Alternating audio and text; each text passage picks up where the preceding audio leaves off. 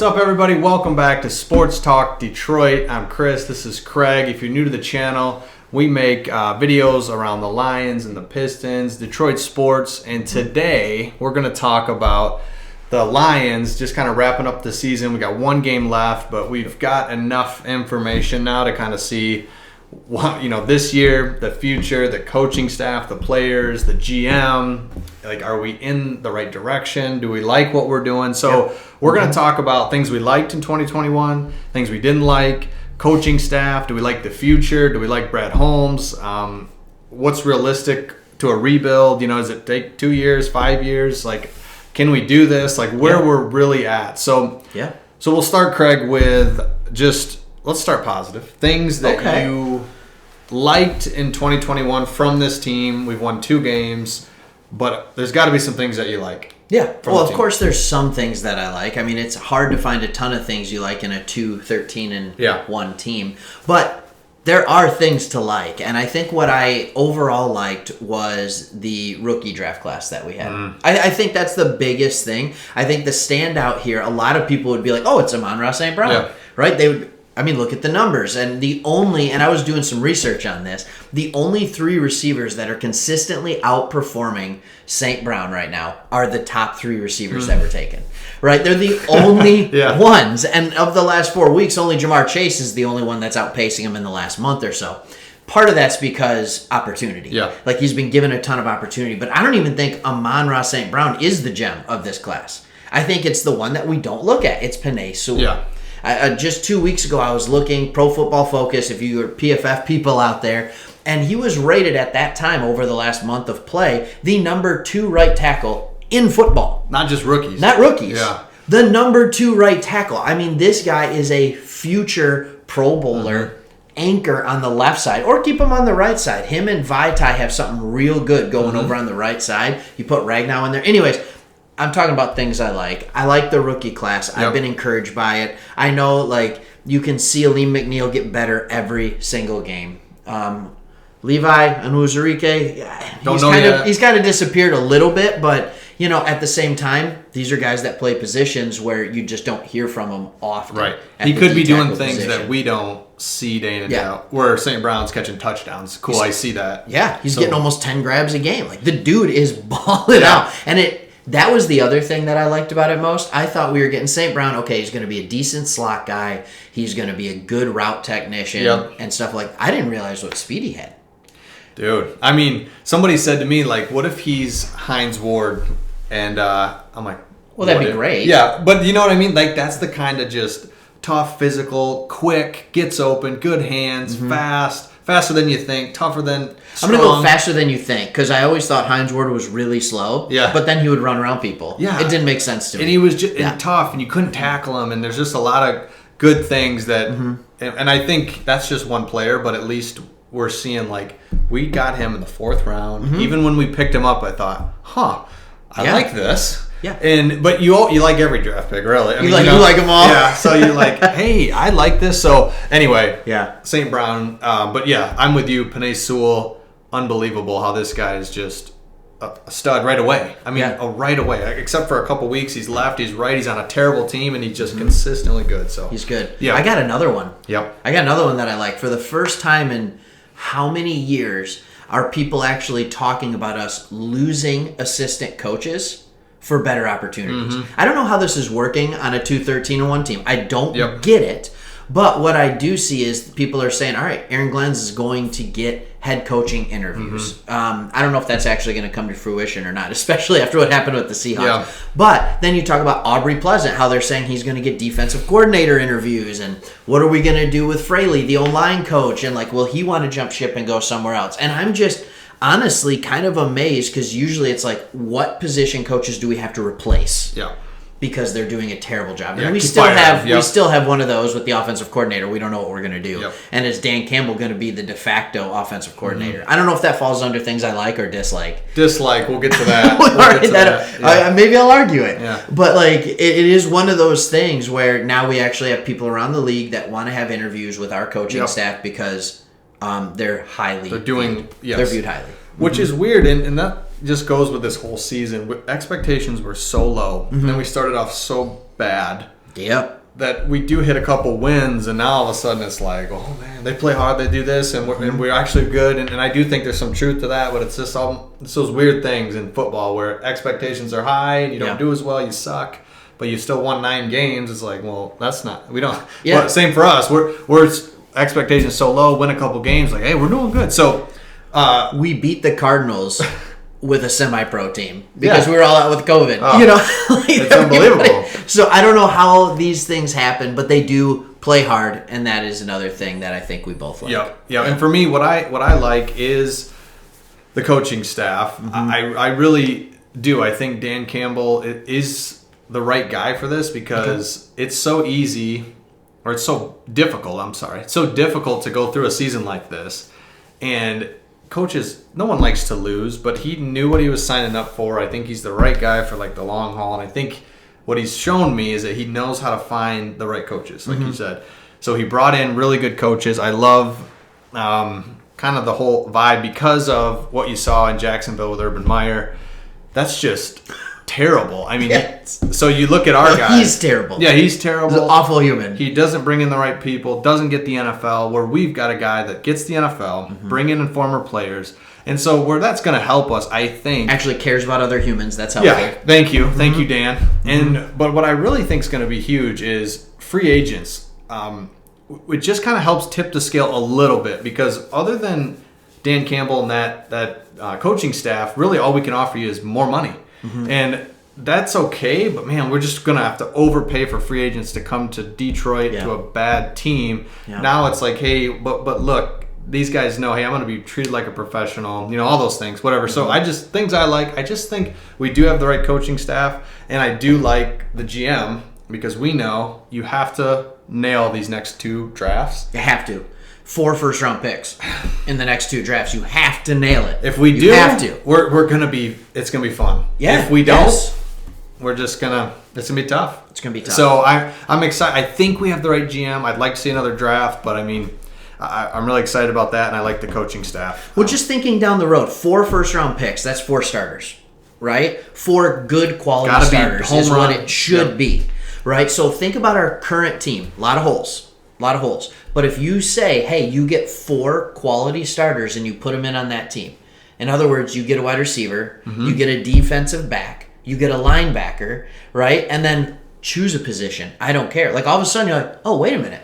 This is maybe a pretty good team. Yeah. I mean, again, and that's where we try to not be Lions slappies too much. Yeah. But I do think what I just look at this team that wasn't supposed to be any good, gets ravished by injuries and COVID. I know everyone's dealing with COVID, but you look at Okudah, you look at our top 2 wide receivers and Williams and Perriman. Who knows if they would have been good anyway, but they don't even play. Jamie Collins, Trey Flowers. I mean, you're just looking at these guys. It's just you're like killing me here. Yeah, that's so much. That's our starting linebacker, DN, top wide receiver, top corner, top center. Don't forget about Big Frank right now. Center. The big man. I did that video, remember, where I talked about players that were either on the IR or we were paying dead salary cap money, and it could have created an entire starting football team. Not a good starting football team, but it was an entire football team starting. You have 20 or 30 million from Matt Stafford dead on the books to start the year. Like, we knew what this year was going to be. Right, and that's why it's like, we knew it was going to be like this, but it was even worse than we thought, and we still were able to get a couple of victories. Should literally have 2 more. I know every team says that. Oh, we should have more. We could have won this. Like, literally. 2-6 in close games? Yeah, literally we have 2 long field goals at the buzzer that it's just like, there's no way. But anyway, so we're just right there with so things we like. It's like, we had a lot of injuries, and we're still right there. So you said we don't want to be slappies. Yep. Right. So what don't you like? What's 1 or 2 things that has happened this year that you're just like, I don't like it, and it could have it has implications maybe down the road. Yeah. This one's hard for me because it's not hard for me. I don't like Goff. No. I know it's hard because like but that's terrible. That's the worst one. I don't like Goff. However, I didn't think you hated Goff. No, I don't, because I think you don't hate him. You just don't like him. He fits what we're doing. Okay, but it's kind of that nagging little thing in the back of your mind where it's like, hey, we need a linebacker. But it's like, hey, guys, we need a quarterback. Really? Just a quarterback. No big deal. It's not an important position in the NFL. If you don't understand sarcasm, I'm sorry. It is an important position. And it's like, oh, shoot. Like, that's just one thing I wish... I mean, every team does. I wish we had that guy that's like, okay, he's going to be the guy. And whether that would be like Justin Fields or something where it's like, hey, he didn't show anything. Right, he didn't show anything, but I hope our buddy Cal doesn't watch this video. Yeah, he's got a ceiling. He's got it. It's like, I don't like that Goff is... But with that said, I'm flip-flopping all over the place here, but with that said, I think he fits what we're doing right now. Yeah. If by fits what we're doing, do you mean that we can have another year of being a mediocre to subpar team and get another good draft pick and then be good in 2 years? Is that what you mean by fits? He fits that he's. I think half the teams in this league would take him right now. Okay, at least 10. Yeah, I think they would. I think, hey, I'd take him. He can hit. And that's the thing that's so frustrating is this year he had games where it's like, what the heck? There we go. Yeah. Or throws where it's like... He had games where he looked like he was a Pro Bowler, which he's been 2 times. Yeah, this guy's... and then there's times... I think that's the thing. It's high and low of like... Man, there are some times when it's like, okay, we got to like bench him. Just, I think it's best we just bench him. Mm-hmm. So that's what I don't like is that uncertainty, that ceiling. That's luckily, a main Tim Boyle's piece. so bad. Oh my gosh! That we're not going to bench him. Like Tim Boyle is so bad that when Jared Goff hurts his knee, I'm like, please come back. We need you. We need you here. That's a whole nother video. So I'm gonna expound that nobody would watch. Yeah, go ahead. Nobody would watch that. No. Nobody would watch a Tim Boyle. Boyle. So we're gonna stop talking about it. The thing that I think that I don't like is. You see Goff, and you talk about how you don't love him as the quarterback of the future, I think is what you're kind of saying. Yeah. Right? What I don't like is the fact that while I thought we did a good job with the money we had in the offseason, you can't just completely ignore an entire position. And we did that with wide receiver. We ignored it. When Josh Reynolds comes in after he's been dropped, and watching the game against the Seahawks, right? Hodge... Right? Trinity Benson, right? Reynolds didn't play in this game. I'm not sure why, actually. But anyways, Reynolds didn't play in this game. And then you have Amon-Ra St. Brown. So your top 3 receivers, who played well, by the way, are 2 guys that other teams didn't want. Yep. And a 4th-round draft pick. Yep. Like, I understand Williams got hurt. I understand Perriman got hurt. But what was your honest expectation of them anyway? Williams at best is a number 2 wide receiver. So to just kind of ignore that... you can't get the fair grade because half the games that Goff was terrible were his fault. That's true. And half of them were just literally nowhere to go. Nobody's open. Like, I don't know what to say. But you nailed it because you're seeing it now where St. Brown can just boom, boom, get open, 7-yard pass. Right. Now because he's learning the NFL game. And what a difference when it's just like, I got nothing, sack. So now instead of 2nd and 3, it's 2nd and 15, drive over. It's so true. I wonder if Goff is okay. Yeah, I wonder if he is. But we went... Here's the thing. We scored 30-something against the 49ers in the first game and then went 10 straight games where we didn't go over like 17 points.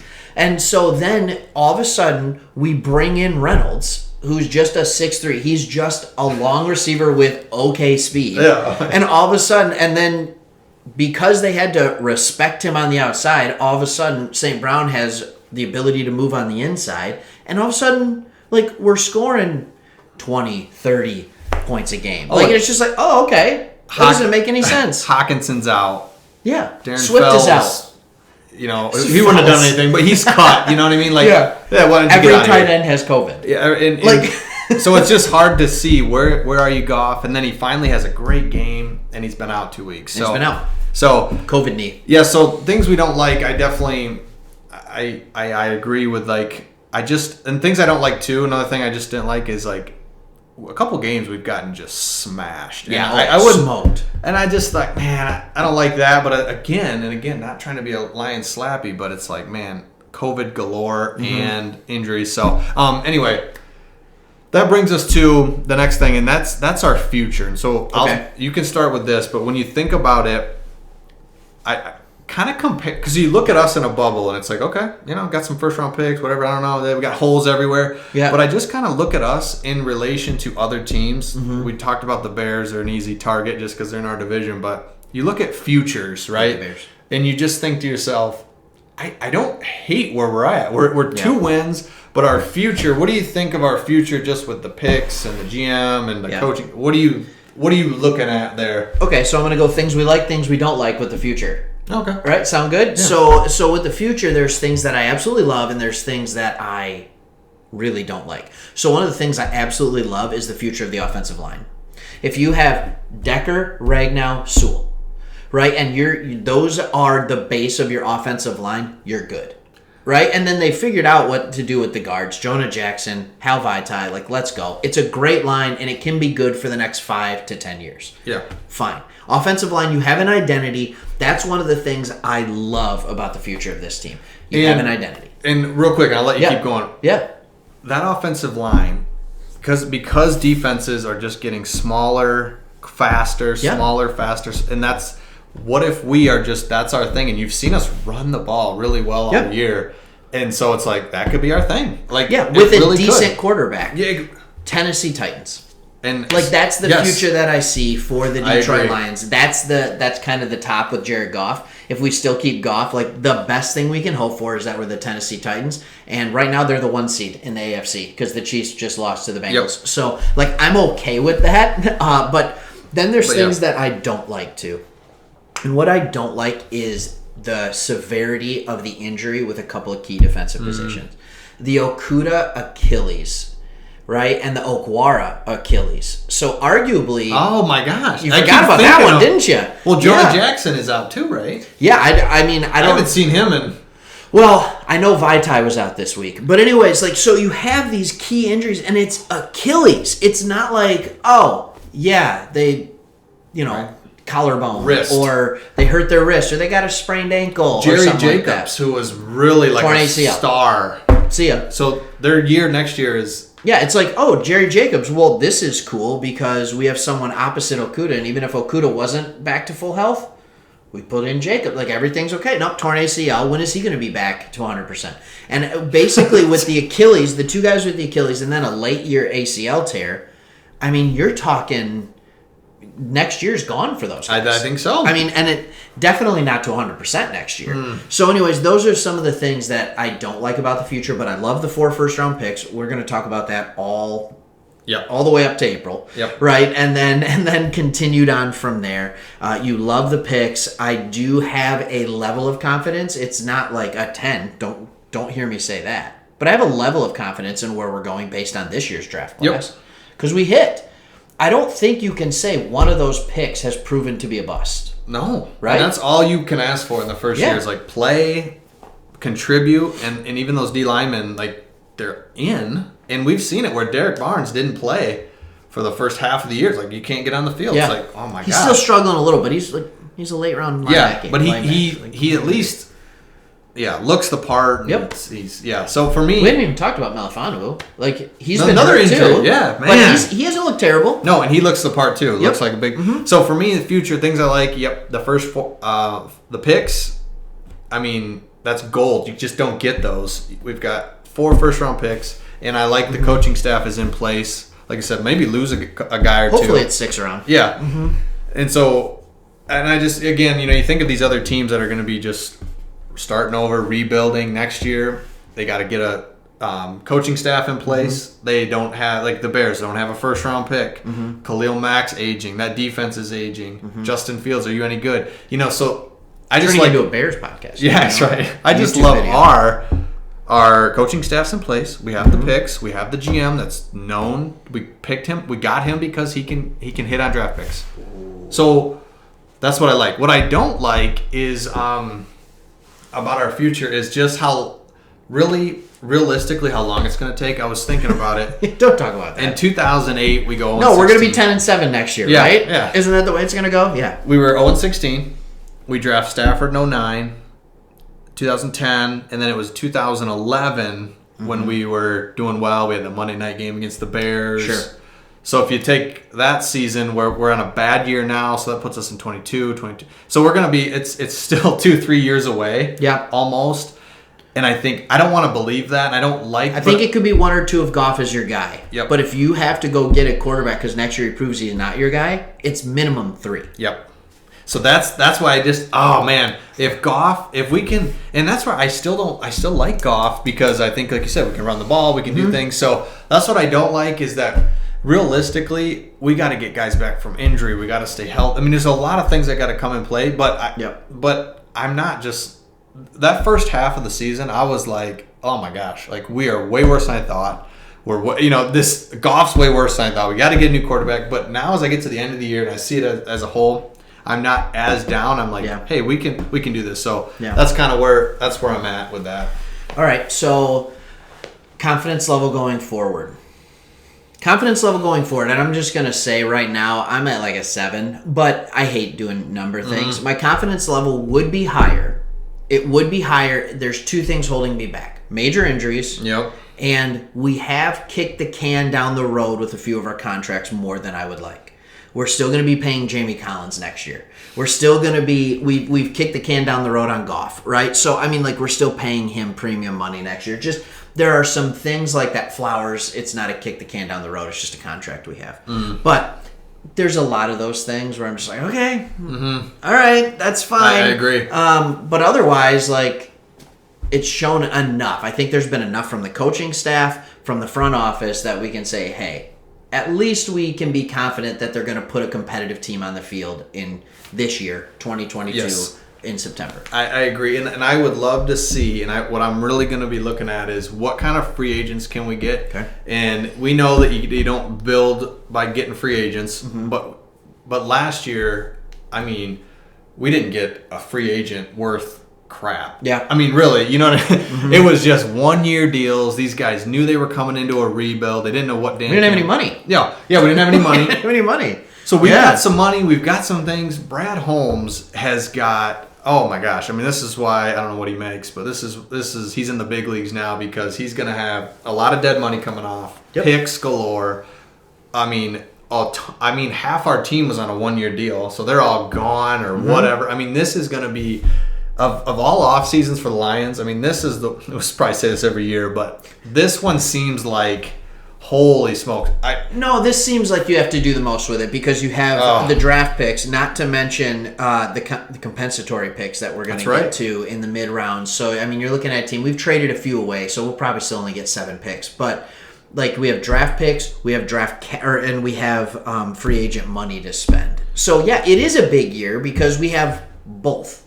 And a lot of but the nice thing in our confidence level is a lot of our main guys are coming back. The Swifts, the Hawkinsons, the Ragnow, Taylor Decker, Panay, St. Brown. I mean, hey, did you notice something there? It's all offense. Yeah, that's right. Right? I think we're going to have to focus on defense a little bit. Get a wide receiver and worry about defense. The rest of the offense is set.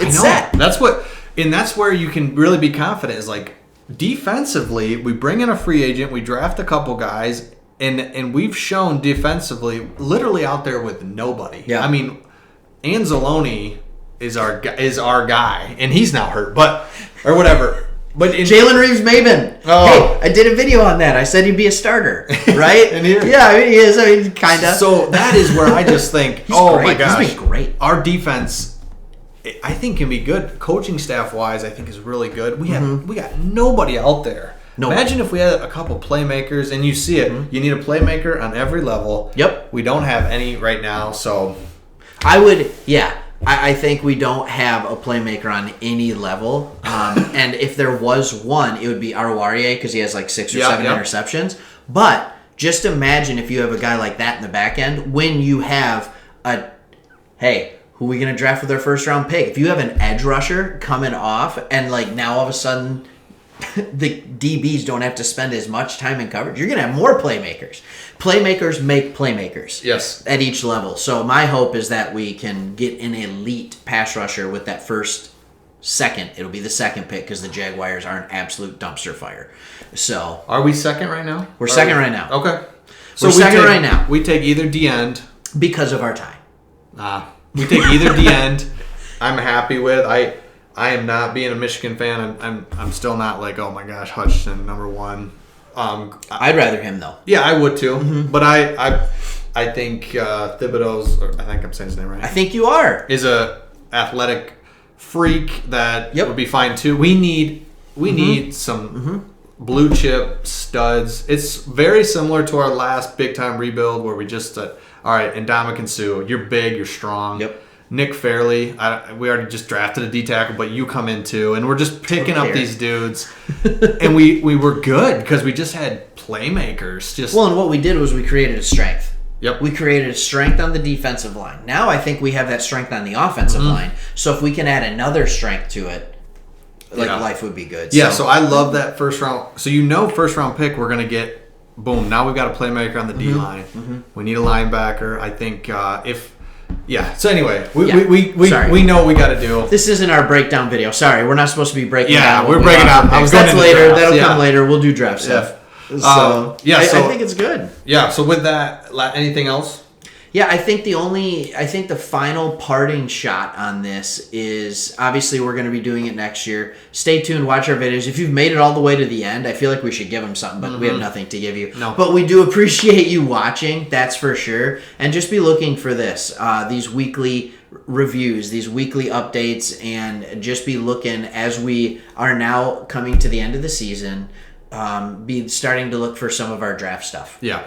Which will be so fun. I mean, it'll be fun. Position by position of need. We'll start with what's our greatest need, then we'll go to what is available in those positions. It would be our luck that when we get the first or second pick, there's no quarterback worthy of it.